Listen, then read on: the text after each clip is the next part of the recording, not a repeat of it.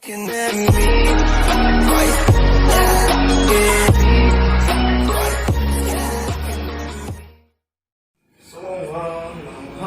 Assalamualaikum warahmatullahi wabarakatuh.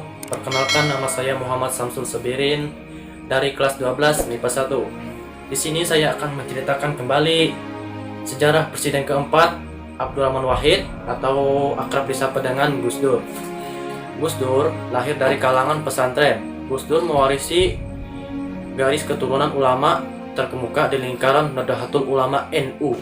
Ayahnya adalah Kiai Haji Wahid Hasyim, Menteri Agama Indonesia di tahun 1949. Sementara ibunya Soliah adalah putri pendiri pondok pesantren Denanyar Jombang Kiai Haji Bisri Syamsuri. Meski anak kiai, ia justru mendapatkan pendidikan sekuler dan banyak membaca buku-buku non-agama Islam di rumahnya. Ketika ayahnya meninggal, ia sempat tinggal di rumah Kiai Junaidi, seorang ulama Muhammadiyah di Yogyakarta. Pendidikan pesantren kemudian ia dapatkan di pesantren Al-Munawwir Kafiak di bawah Kiai Haji Ali Maksum. Selain itu, ia juga mendapatkan pendidikan di pesantren Tegal Rejo, Magelang, pimpinan Kiai Khodari. Ia juga mengambil pendidikan di pesantren Denanyar Jombang di bawah kakeknya Bisri Syamsuri. Ia lalu pindah ke pesantren Tambak Beras di bawah sesepuh NU lainnya Kiai Haji Wahab Kasbullah. Pada tahun 1963, Gus Dur pergi mengambil studi di Universitas Al-Azhar Kairo, Mesir.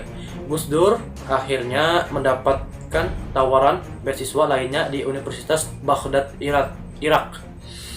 Pada 4 Mei, Gus Dur akhirnya kembali ke tanah Jawa. Ia berkonsentrasi untuk membangun kembali pesantren-pesantren seiring dengan ancaman gangguan tradisi dan ekonomi yang mendera institusi pendidikan tersebut. Pada tahun 1982, Gus Dur banyak berinteraksi dengan Kiai Ahmad Siddiq, tokoh yang menganggap NU perlu direformasi. Posisi Idham Khalid, ketua umum NU saat itu, tengah terdesak. Selain itu, para reformis juga menginginkan agar NU kembali ke Titah 1926.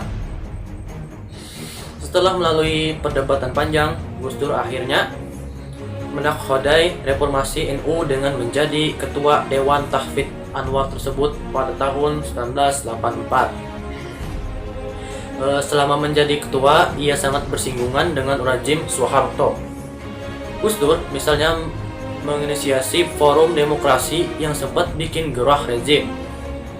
Trio Amin, Mega, dan Gus Dur kemudian menjadi tokoh yang disegani. Meski Gus Dur menyebut mereka tak punya aliansi formal, ada satu hal sama yang ingin mereka tuju, yaitu reformasi.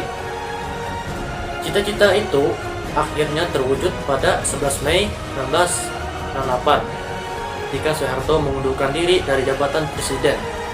Mundur Soeharto menjadikan momentum bagi berseminya kelompok politik, terutama Partai Gus Dur. Akhirnya pada 23 Juli 1998 berdirilah Partai Kebangkitan Bangsa atau PKB sebagai partai berhaluan NU di era pasca Orba. Sejak pendirian PKB, banyak kalangan internal yang berharap Gus Dur bisa menjadi presiden. Opimime ini akhirnya terwujud ketika MPR memilih Gus Dur sebagai presiden. Gus Dur wafat hari Rabu 30 Desember 2009 di Rumah Sakit Cito Mungokusumo, Jakarta pukul 18:45 akibat berbagai komplikasi penyakit, di antaranya jantung dan gangguan ginjal yang dideritanya sejak lama. Sebelum wafat, ia harus menjalani cuci darah rutin, sehingga sebelum dipindahkan ke Jakarta, ia sempat dirawat di Surabaya usai mengadakan perjalanan di Jawa Timur. Gus Dur ialah presiden keempat yang pantas untuk menjadi panutan masyarakat. Kita dapat belajar dari kata-kata motivasinya dan sifat-sifat Gus Dur yang beragama dan berani demi kebenaran. Gus Dur juga dikenal sebagai orang yang mengerti beragama, berpendidikan tinggi, dan berpolitik di negaranya. Demikian cerita singkat sejarah tentang presiden keempat kita, yaitu Abdurrahman Wahid atau disapa dengan Gus Dur. Kurang lebihnya saya minta maaf. Wassalamualaikum warahmatullahi wabarakatuh.